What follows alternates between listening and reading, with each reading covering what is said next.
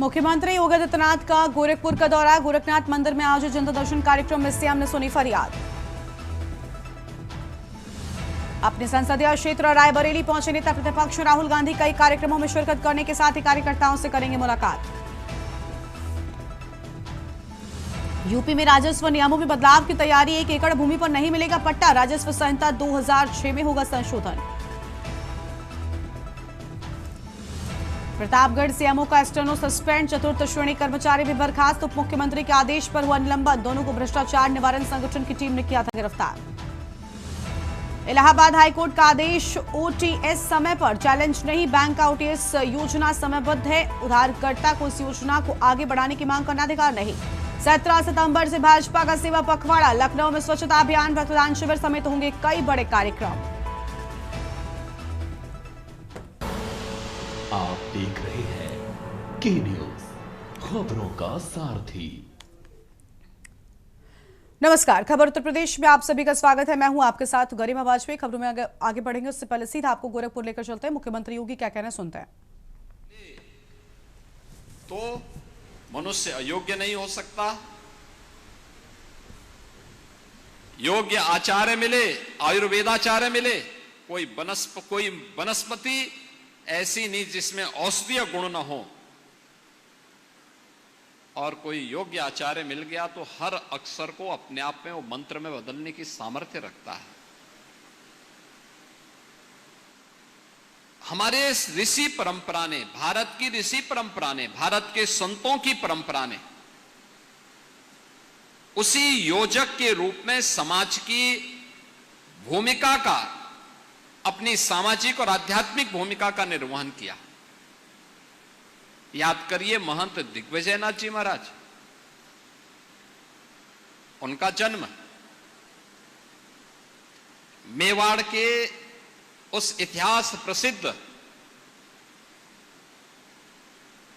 कुल परंपरा में हुआ जिसने कभी विदेशी ताकतों के सामने कोई समर्पण नहीं किया। वे जूझते रहे, लड़ते रहे, और अंततः किसी कालखंड में मेवाड़ से जुड़े हुए जितने भी दुर्ग और किले विदेशी आक्रांताओं ने अपने कब्जे में लिए थे, महाराणा प्रताप ने अपने जीते जी सबको वापस ला करके भारत की हिंदुआ सूर्य की उस पताका को फिर से अनंत काल तक आने वाली पीढ़ी के लिए एक नई प्रेरणा दी।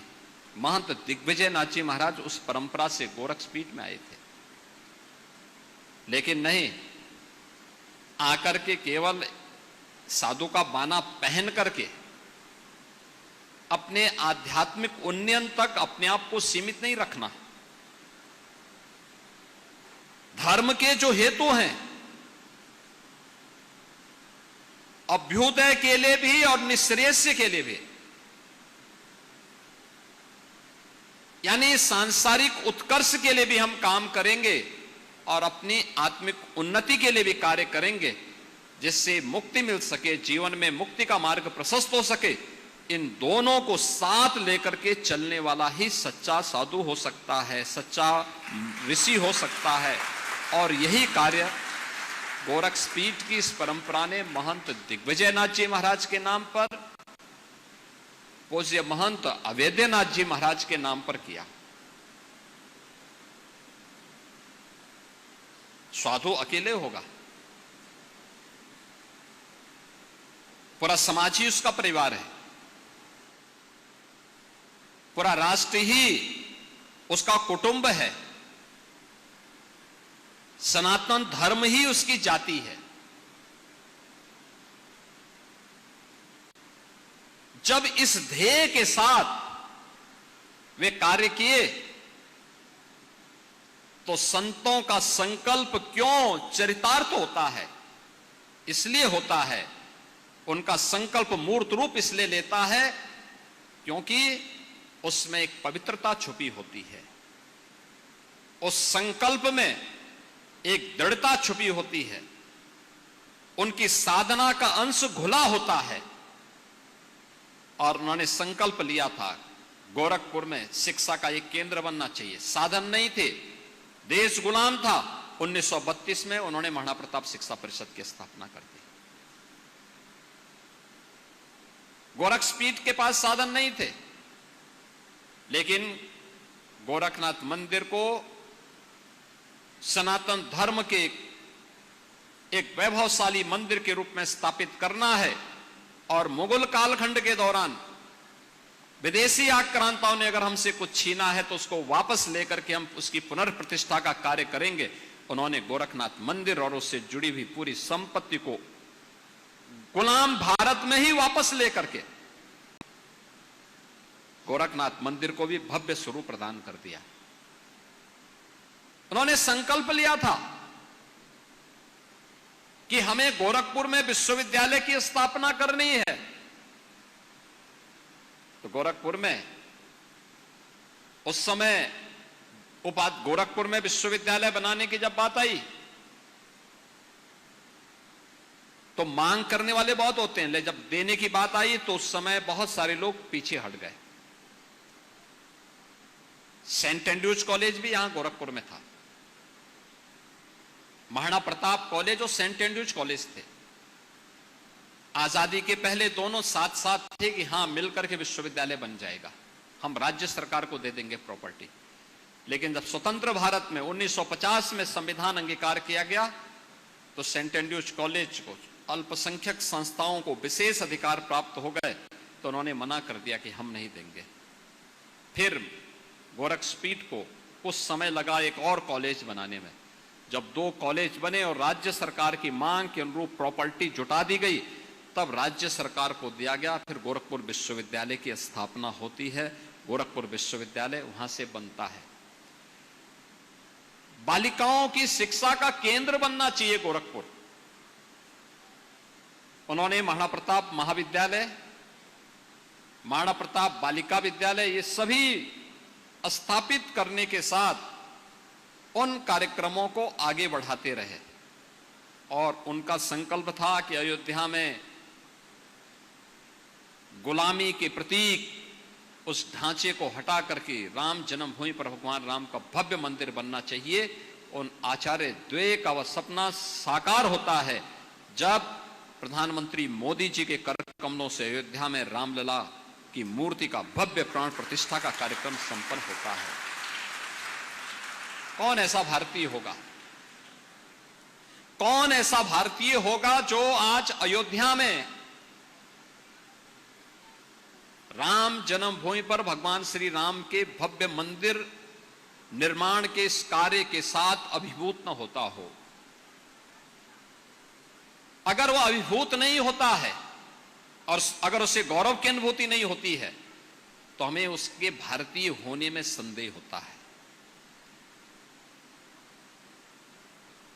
क्योंकि यह सनातन गौरव का प्रतीक है, भारतीय गौरव का प्रतीक है कि हमने आक्रांताओं की निशानी को मिटाया है और भारतीयता के गौरव को फिर से राम जन्मभूमि पर भगवान राम के भव्य मंदिर के निर्माण की पुनर्स्थापना का कार्य स्वतंत्र भारत में हो पाया है। और यह कार्य प्रधानमंत्री मोदी जी के कर कमलों से आज अयोध्या में हम सब देख रहे हैं। ये संतों का ये संकल्प है, पूज्य संतों के इस संकल्प का जो संकल्प उन्होंने लिया, जिसके लिए संघर्ष किया, उन सभी पूज्य संतों के संकल्पों का ही परिणति है कि वे संकल्प एक एक करके पूरे हो रहे हैं। और इसीलिए आप देख रहे होंगे यहां इतनी बड़ी संख्या में पूज्य संत हैं। कोई मैं और मेरा की बात नहीं कर रहा है, कोई ये नहीं कह रहा कि मेरे लिए ही सब होना चाहिए, मेरे परिवार के लिए होना चाहिए, क्योंकि उनका परिवार अपना व्यक्तिगत तो कोई परिवार ही नहीं, ये समाज ही उनका परिवार है, सनातन धर्म ही उनकी जाति है। और उन सबको लेकर के चलने, उन सबको अपने साथ जोड़ने की जो सामर्थ्य है वो पूज्य संतों के ही सानिध्य में होगी। और आज गोरक्षपीठ अपने आचार्य द्वय की उन स्मृति को उसी श्रद्धा भाव के साथ आगे बढ़ाने का कार्य कर रही है। मुझे प्रसन्नता है, पिछले 1 सप्ताह से लगातार ये कार्यक्रम यहां पे चल रहे हैं, लगातार चल रहे हैं। और जैसे कार्यक्रम यहां पर हो रहा है ऐसे ही कार्यक्रम आज उन सभी 52 संस्थाओं में भी एक साथ चल रहा है, जहां पर जो महंत दिग्विजयनाथ जी महाराज ने, महंत अवैधनाथ जी महाराज ने, या उनकी प्रेरणा से जो संस्थान गोरखपीठ के द्वारा स्थापित हुए, उन सब में भी इस प्रकार के कार्यक्रम करके उनका पुण्य स्मरण किया जा रहा है, जिससे वर्तमान पीढ़ी उनके योगदान का स्मरण भी कर सके, उससे प्रेरणा भी प्राप्त कर सकें। और जो हम प्रधानमंत्री मोदी जी ने देशवासियों को एक संकल्प दिया है विकसित भारत का, विकसित भारत ये केवल एक राजनीतिक संकल्प नहीं है, ये भारत का मंत्र है। भारत को उस भारत के रूप में जो विश्व गुरु के रूप में स्थापित था, जिसने दुनिया के अंदर भारत की ताकत का एहसास कराया था, क्या ज्ञान में, क्या विज्ञान में, क्या अर्थशास्त्र में, क्या समाजशास्त्र में, क्या जीवन के किसी भी क्षेत्र में, जिसने दुनिया को भारत की ताकत का एहसास करा करके विश्व बंधुत्व के उस भाव के साथ जोड़ने का कार्य किया था, जिसमें पूरा भारत, पूरी दुनिया वसुधैव कुटुंबकम के रूप में एक परिवार के रूप में जुड़ती है, और यह भारत की दृष्टि है। इसलिए वसुधैव कुटुंबकम के लक्ष्य को, ये जो आपस में लड़ रहे हैं दुनिया की ताकतें, ये आपस में लड़े ना, यह केवल भारत ही कर पाएगा इसको रोकने का काम, और वह तभी जब भारत शक्तिशाली होगा, भारत विकसित होगा, भारत आत्मनिर्भर होगा। आत्मनिर्भर का मतलब हर भारतवासी आत्मनिर्भर होंगे, हर भारतवासी विकसित होगा, हर भारतवासी के चेहरे पर खुशहाली होगी, हर भारतवासी को उस संकल्प के साथ जुड़ना होगा। और संकल्प अगर हमारा शुद्ध है, निश्चल है, अंतःकरण के भाव से लिया गया हो, तो अवश्य पूरा होता है। तो विकसित भारत की संकल्पना को पूरा करने के लिए इन संतों का मार्गदर्शन, उन पूज्य संतों की प्रेरणा, उनका आशीर्वाद हम सबका एक पाथेय सदैव से रहा है, आगे भी रहेगा। इस विश्वास के साथ मैं युग पुरुष ब्रह्मलीन महंत दिग्विजयनाथ जी महाराज की 56वीं पुण्यतिथि के अवसर पर और राष्ट्र संत ब्रह्मलीन महंत वैद्यनाथ जी महाराज की 11वीं पुण्यतिथि के अवसर पर इन पूज्य संतों के श्री चरणों में कोटि कोटि नमन करता हूं, अपनी विनम्र श्रद्धांजलि अर्पित करता हूं। और मंचस्थ जितने भी हमारे पूज्य संतजन हैं, जगत गुरु रामानुजाचार्य पूज्य स्वामी वासुदेवाचार्य जी महाराज, जगत गुरु रामानंदाचार्य पूज्य स्वामी डॉक्टर राम कमलाचार्य वेदांती जी महाराज, जगत गुरु श्री विष्णु स्वामी संप्रदायाचार्य पूज्य स्वामी संतोषाचार्य सतवा बाबा जी महाराज, रोहतक से पधारे श्री महंत बालकनाथ जी महाराज, श्री महंत शेरनाथ जी महाराज, अयोध्या धाम से पधारे वशिष्ठ भवन आश्रम के श्री महंत और पूर्व सांसद डॉक्टर रामविलास वेदांती जी महाराज, और जितने भी हमारे पूज्य संतजन हैं, इन सभी पूज्य संतजनों का मैं हृदय से अभिनंदन करता हूं, उनका आभारी हूं कि उन्होंने समय निकाल करके इस पूरे कार्यक्रम में भागीदार बने।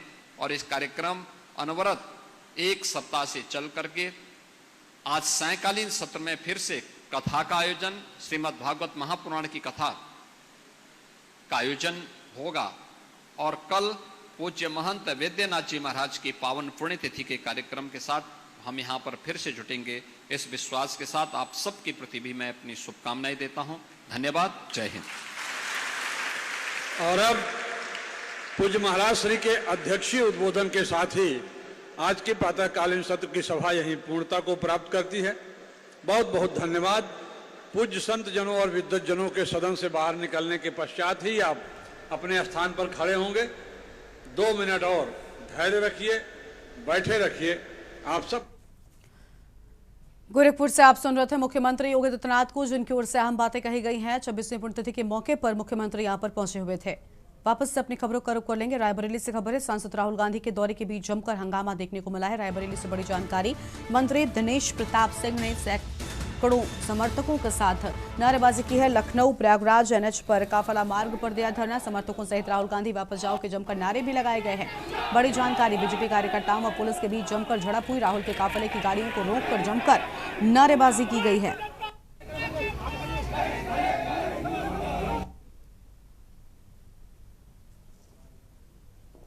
सरकार के राज्य मंत्री दिनेश प्रताप सिंह राहुल गांधी के खिलाफ नेशनल हाईवे पे धरने पे बैठ गए हैं। ये रायबरेली प्रयागराज लखनऊ हाईवे है, जहां पर राहुल गांधी के खिलाफ यहाँ पे उत्तर प्रदेश सरकार के मंत्री दिनेश प्रताप सिंह अपने समर्थकों के साथ यहाँ धरने पे बैठे हैं और बाकायदा यहाँ पर राहुल गांधी माफी मांगो के नारे लगाए जा रहे हैं। राहुल गांधी आज अपने 2 दिवसीय दौरे पर रायबरेली पहुंचे, जहां उनके रायबरेली पहुंचने से पहले ही यहां पर उत्तर प्रदेश सरकार के मंत्री के द्वारा धरना प्रदर्शन किया जा रहा है। बताया जा रहा है कि राहुल प्रधानमंत्री की मां की गाली देने के बाद ये विरोध प्रदर्शन है, जिसको लेकर के यहाँ पे भव्य प्रदर्शन किया जा रहा है। केशवानंद शुक्ला के न्यूज रायबरेली। मोदी जी की मां का अपमान गांधी जी के मंच से होता है और राहुल गांधी जी उस पर कभी नहीं कहते कि हमारे कार्यकर्ताओं ने गलत किया। तो ये जरूर कार्यकर्ताओं को भी, हर भारतवासी को भी, हर बेटे को जिसके मां होगी उसको ये बात बुरी लगेगी कि अगर राहुल गांधी जी के मंच से मोदी जी की गोलोकवासी मां को मां की गाली दी जाए, अपने बेटे का अपमान जिसके मां है राहुल गांधी का है। कुशीनगर से खबर है, पुलिस मुठभेड़ में 3 पशु तस्कर गिरफ्तार हुए। पुलिस की गोली से तीनों गिरफ्तार आरोपी घायल। कंटेनर से 26 गौवंश ले जा रहे थे गिरफ्तार हुए तस्कर। कंटेनर सहित गौवंश को पुलिस ने कब्जे में लिया। आरोपियों से 3 तमंचे, आधा दर्जन कारतूस और खोखा बरामद किया गया है। रामपुर और आगरा के निवासी हैं गिरफ्तार पशु तस्कर। तमकुही राज, पटहेरवा, रामकोला, कसिया थाना पुलिस मौजूद रही। मुठभेड़ करने वाली टीम में स्वाट टीम के जवान भी रहे शामिल। पटहेरिया समउर मार्ग के बलुआ शमशेर शाही के पास मुठभेड़ हुई है।